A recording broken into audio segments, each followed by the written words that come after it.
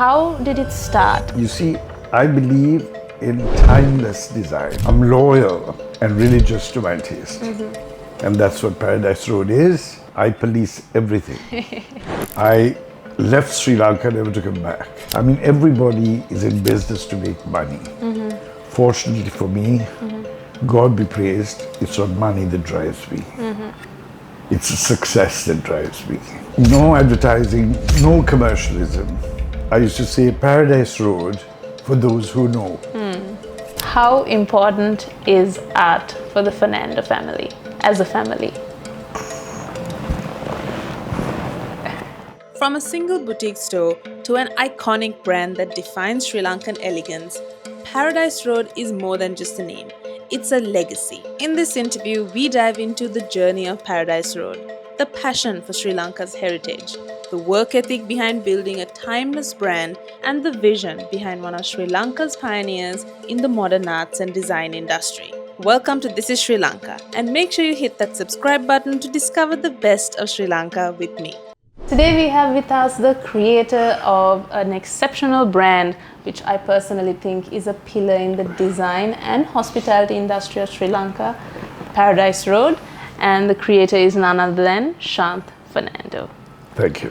Thank you for joining us. It is an absolute pleasure for me to have you here and to just ask you a few questions. Certainly.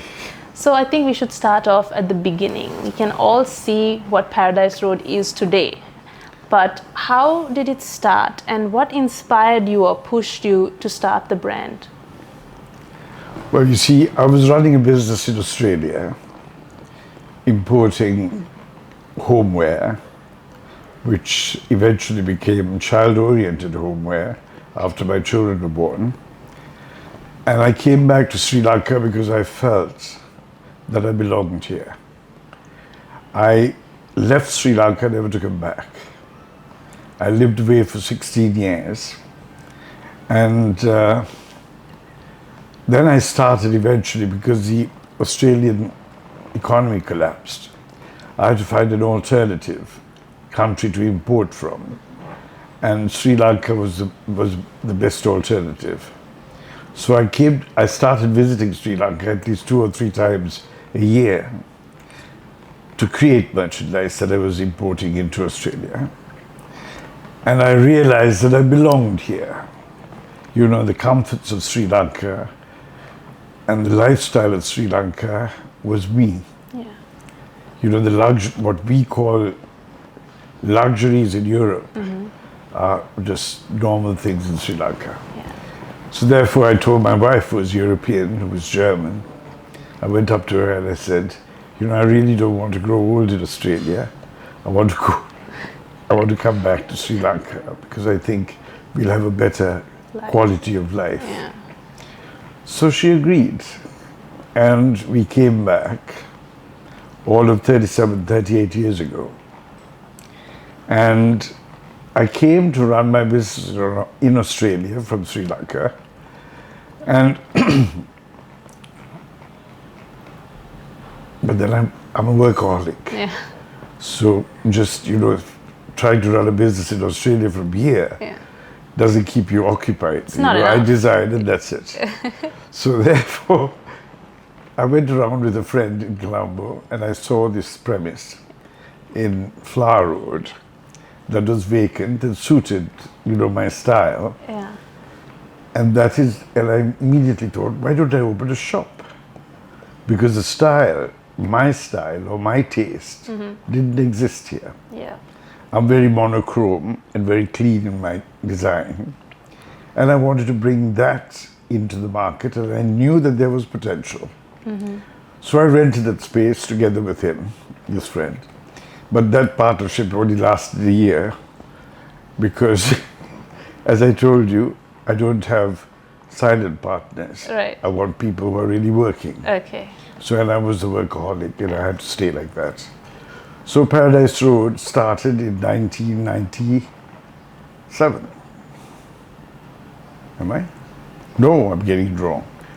Paradise Road started in 1987. 87. And we started with this little shop. I had only 3 employees. And it took me 6 months to get my first local clientele because they didn't understand what this whole concept was about. And then it grew. I mean, I worked very hard. From early morning, I had an old car and I used to drive all the way to the villages finding merchandise. And I sort of sophisticated traditional craft. Right. Like, you know, I went to Marthalee where they did lacquerware. Yes. And they would do all these swirls and curves. And I just wanted stripes. And those stripes have now become standards in Sri Lanka. Yeah. And then I had anybody who came and knocked on my door with talent and ability, I took their craft, and I styled it to my taste. And that is what Paradise Road is all about. Right. So from the very beginning, we created a style. It was a sort of minimal style. That was not all curves and swirls, as I say. Yes. And that stayed. And that has become my signature. Yeah. And that is what has given me an identity. Yes. Today, all over the world, I mean, of course. You know, people turn around and say, oh, it's all been done before. Of course it's been done before. You know, where do we learn from? Yeah. We learn from books. Yeah. I mean, I actually subscribe to a lot of magazines. And I have a big library of books on design and art and architecture. Those are the things that inspire you. And you do your version of it. Yeah. You know, if somebody tries to say, you know, who's really innovative now? It's all been done before. Yeah. And what is design? But variation of a theme. That's what I believe in. Yeah. And I have created a style, a taste. And I'm loyal and religious to my taste. And that's what Paradise Road is. And that's what we developed ourselves into. You see, there are people who try very hard to do what I'm doing or to copy me, but I say imitation is flattering, Yes. duplication is obscene. And there are many people who try to duplicate me, but good luck to them. Yeah. Because my soul is what I reflect. Absolutely. And I think, like, I know you said that people have said it's all been done before, but really, where does originality begin? Because everyone is taking inspiration from somewhere. Of course. What do we go to school for? Exactly. But I definitely would say that it is very accurate to say that Paradise Road's style has become what contemporary Sri Lankan style is. You know, it's something that you see in not every, but like I think most upmarket homes. You're flattering me. You're flattering me, but I do realize what I did. I disciplined design, and I disciplined the color palette. Yes. You see. Yeah, and it was so unheard of. To a sophistication. Yeah. To a minimalism. Yeah. Which didn't exist, and that is my style. Yeah. I mean, my home is not minimal at all. You know, it's like a museum of. I've actually been to your home. I feel like when I went there, it was actually for Anika. I was doing a shoot for Mouse, and it was at your house at the pool area. And I remember walking through, and I was just thinking, wow, you really held yourself back for Tintergel as well as Gallery Cafe, and you went all out for your home. Of course. Because you were like, this is my personal space. I can be 200% myself, and no one can say. You know what I want to say. I have a favorite proverb, Finnish proverb that rings in my mind, which reads, "The house is like its master." You know what I'm trying to say? Yes. You know, when you walk into a person's house, or you walk into a person's business, you can immediately read the character or the personality of the person who owns the space or who lives in the space. Do you understand what I mean? Yes. So, you know, I can remember there were many people who wanted me to come and do the interiors of their homes. It's not an easy thing to do because really... You'd have to know the person. That's right. So as I turn around and I tell the people, you know, the house has to reflect you. If you get me into the house and I come to design your house, there are going to be a lot of things that I reject, Yeah. that I might not like. Yeah. But I'm going to give you a house that will reflect you and not me. Yeah.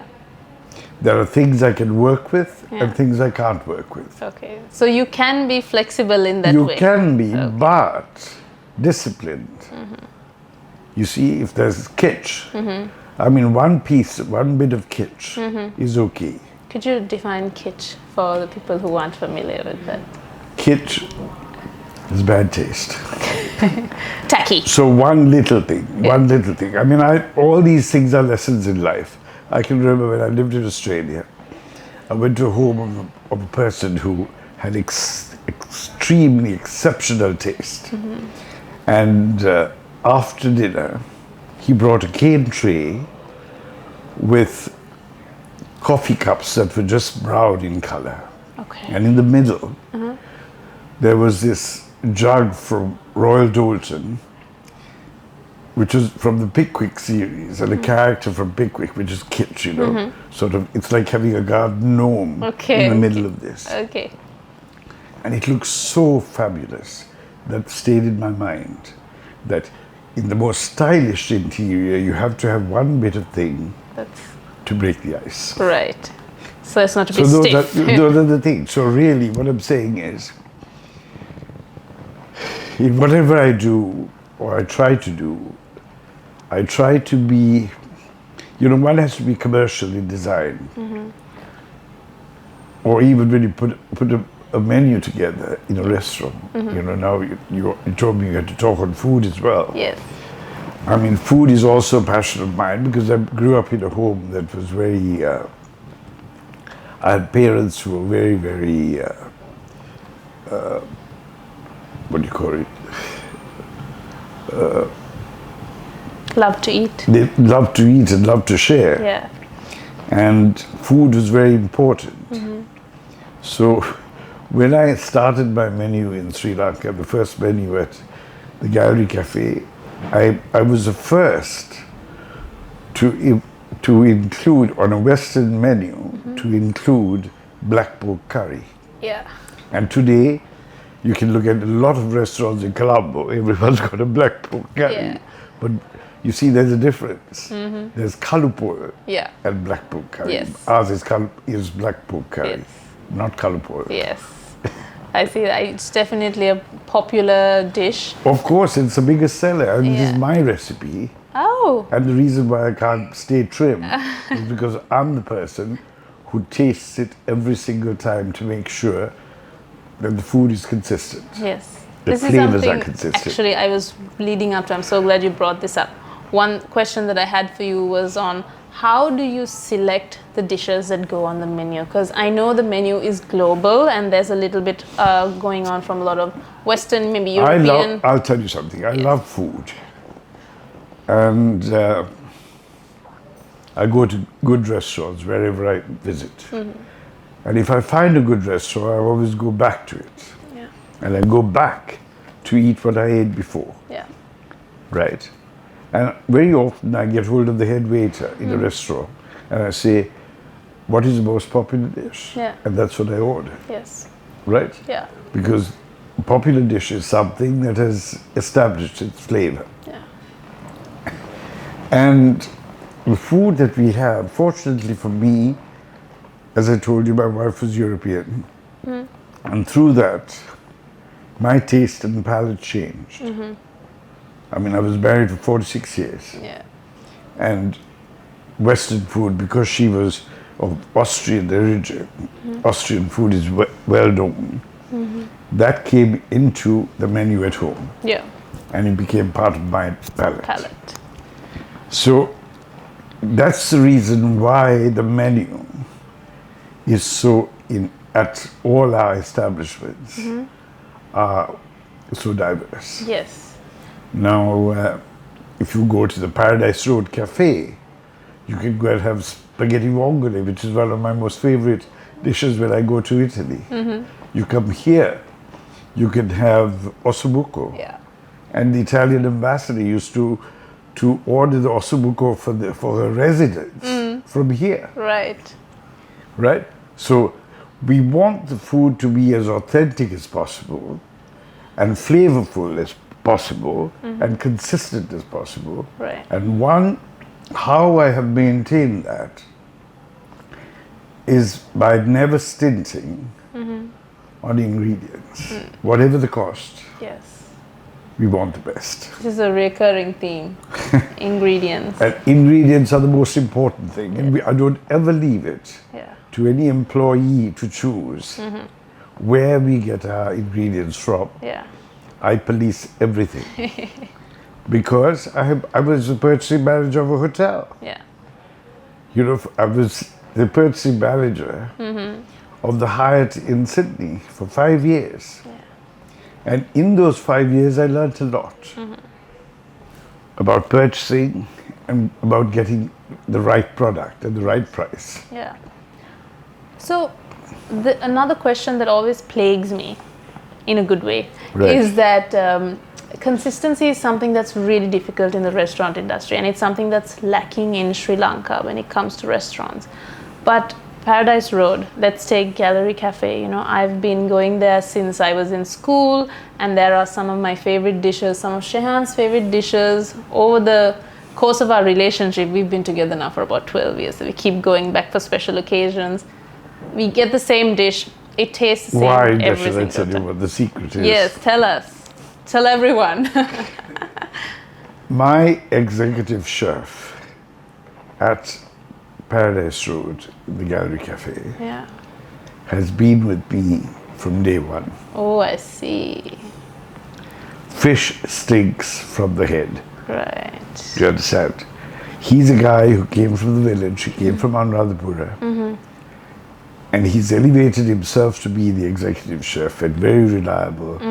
He has my taste, right? And that is very important, Important, yes. when you're presenting food. And so my staff has stayed with me, and we pay them well. Yes. I mean, Why you know, not? it's not all about making money. What is Yeah. money? Yeah. You know, maintaining quality and having a consistent business. I mean, everybody is in business to make money. Fortunately for me, God be praised, it's not money that drives me. It's a success that drives me.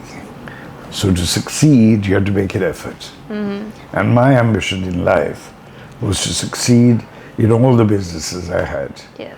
When it became impossible for me to run the villa in Benthuta, I gave up just before COVID. COVID, yes. And all these businesses that I have, I can control. Yeah. I mean, they're all 5 minutes away from Yeah. each other, Yeah. And you can go and be there. and I'm there. Right. And that's important. That is important.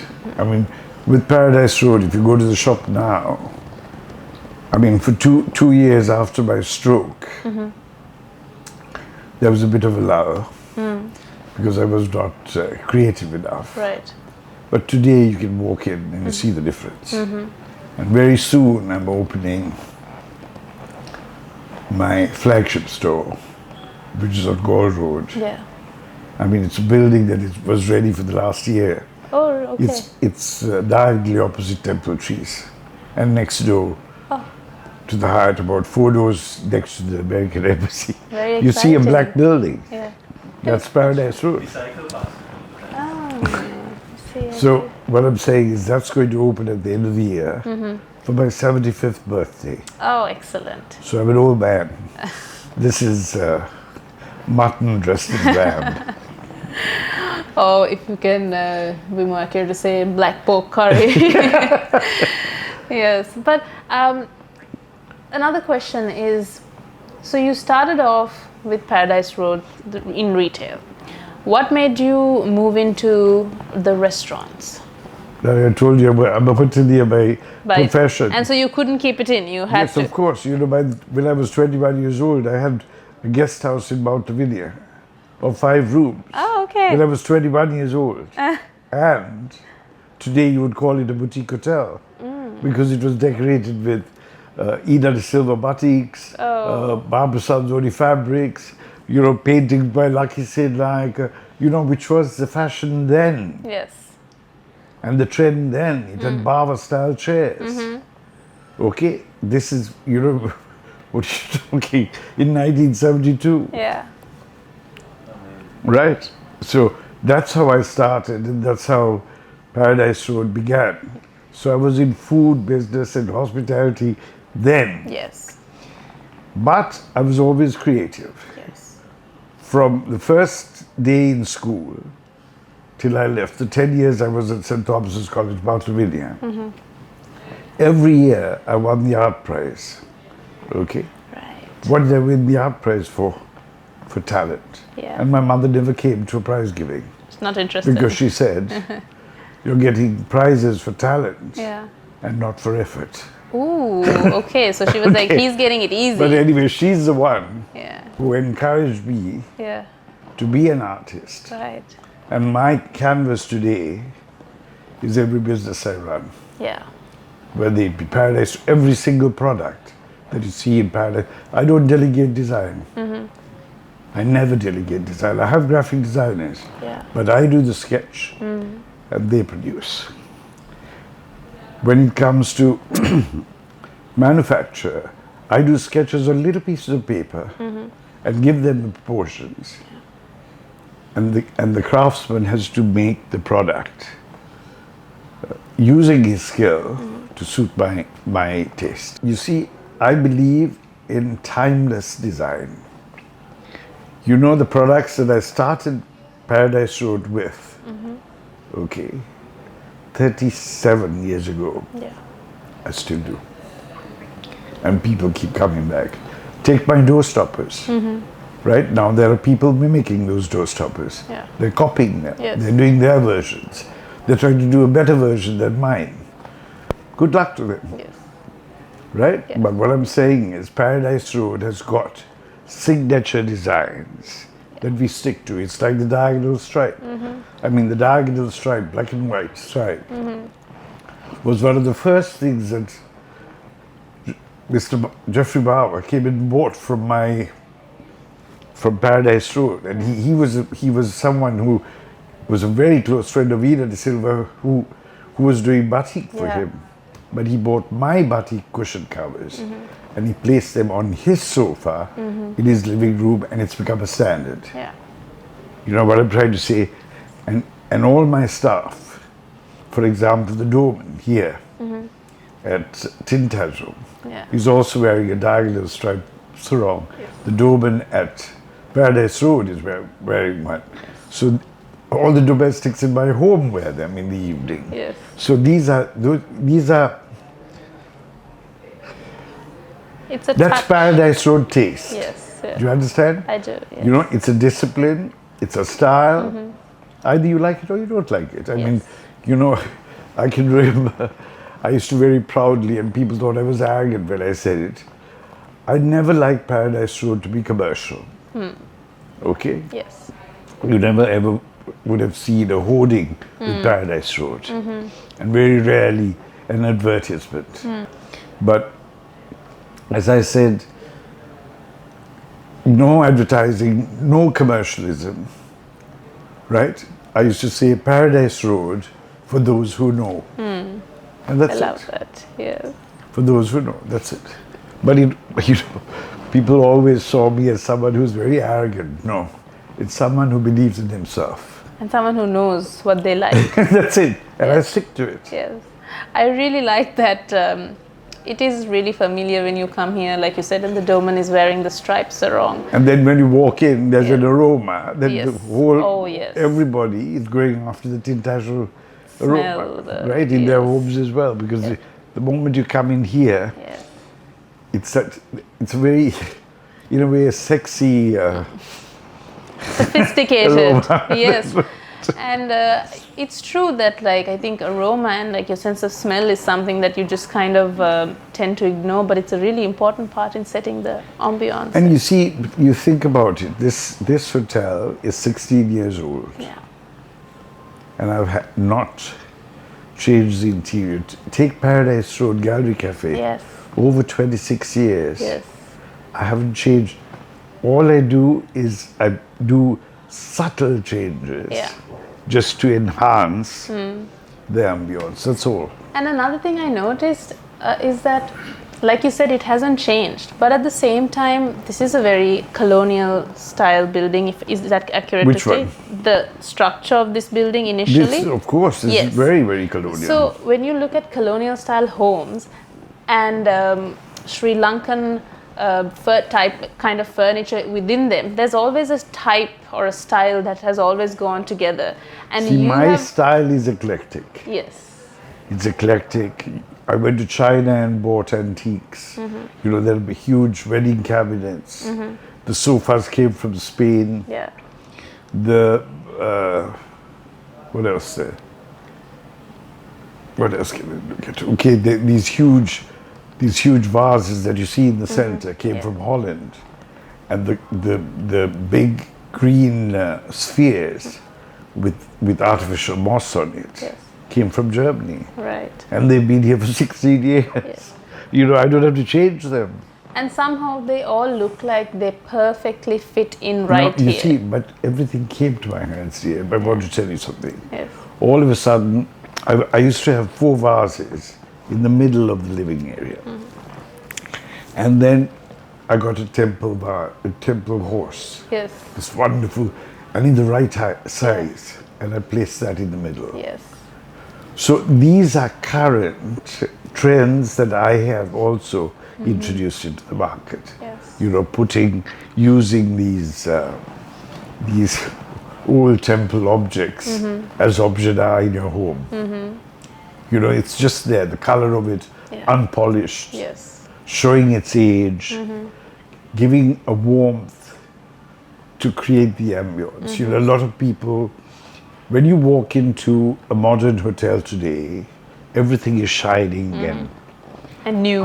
and new. I mean, I've got chandeliers, but they're old chandeliers. I bought them in Paris. Yeah. If you walk into the bar, I've got a very classic gilded frame Yes.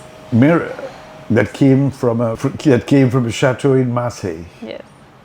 You understand? It's beautiful. So, and then I found the candlesticks here in Sri Lanka, you know, in an old home. yeah. And all the details, if you look, there are 5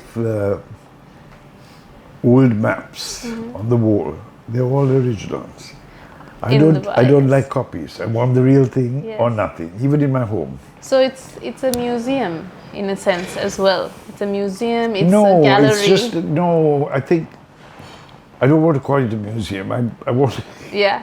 But perhaps a gallery would be more appropriate. 'Cause- It is a gallery or a reflection of my taste. yeah. And my taste has to be real. I mean, you look across there, there's a gilded frame that cost me $1,000 there, outside, That one's right? It cost me $1,000 in Paris. I bought it and I had it, and I gave the artist who did the work for it an exhibition at Paradise Road Galleries. He was staying with me, and he said he wanted to gift me a painting. yes.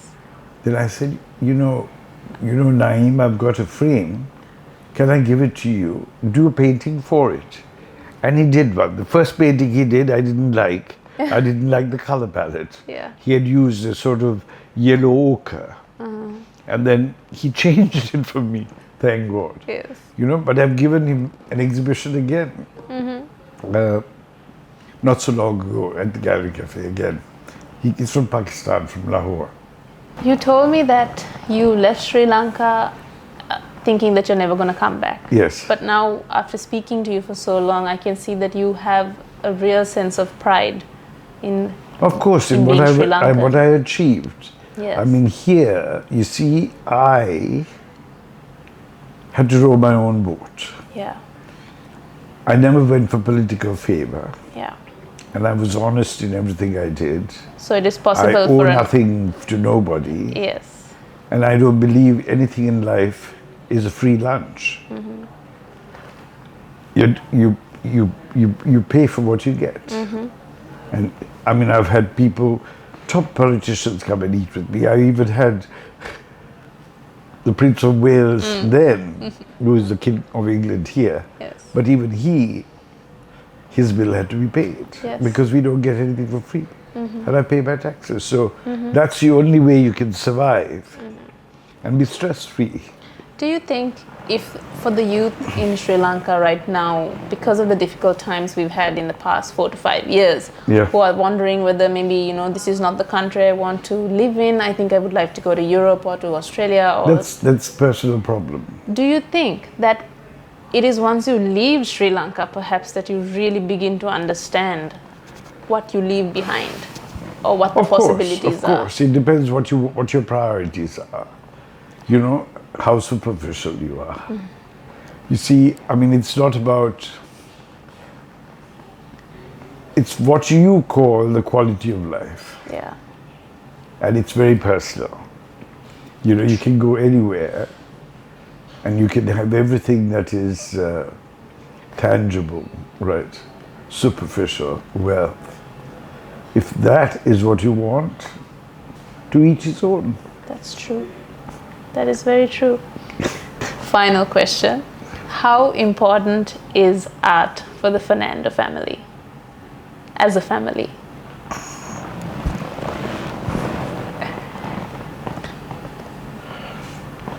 You make me cry.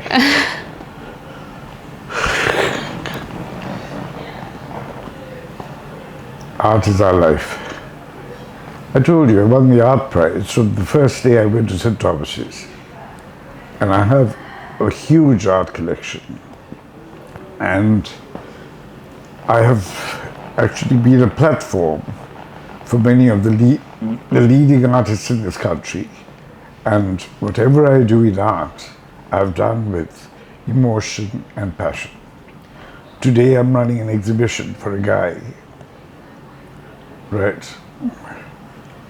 He's exhibited 41 paintings, of which 32 have sold in three weeks. Wow. And this is a boy who's never shown his art before of the style that he's showing now. And I gave him an exhibition, and it's a very rare thing. Yeah.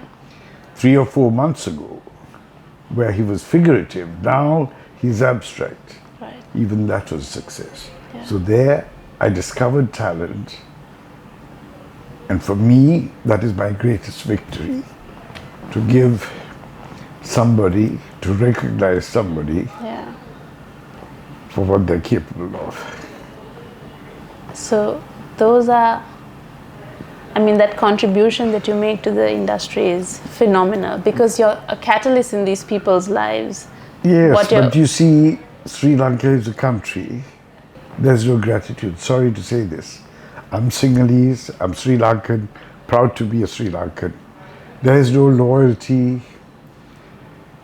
They don't understand the effort that somebody else makes to make them what they are. There is no thanks, no gratitude, because they believe that it is their labima. Do you understand? It is their lot in life. It's not that somebody else is helping them. It was to be, the astrologer said that he was going to be a great artist. Nobody's helping him. Yeah. That was his destiny. See, nobody else has done anything for you. But I believe that I've had, divine providence. I think gratitude is So something. art, the moment you said art is important to the Fernando family, of course it is. We reflect it, and that's what our life is all about. Look at my socks. That's it. I think, you've built a beautiful life and a beautiful brand. And like I said before, your contribution is, you may say people are ungrateful, but I think there are many people who are very grateful and admire the work that Thank you you for and your that. family have done. Praise God. Yes. Thank you so much. It's been an absolute pleasure. Thank you for sharing your time with us. Thank you very much. Yes. Bless you. Bless you.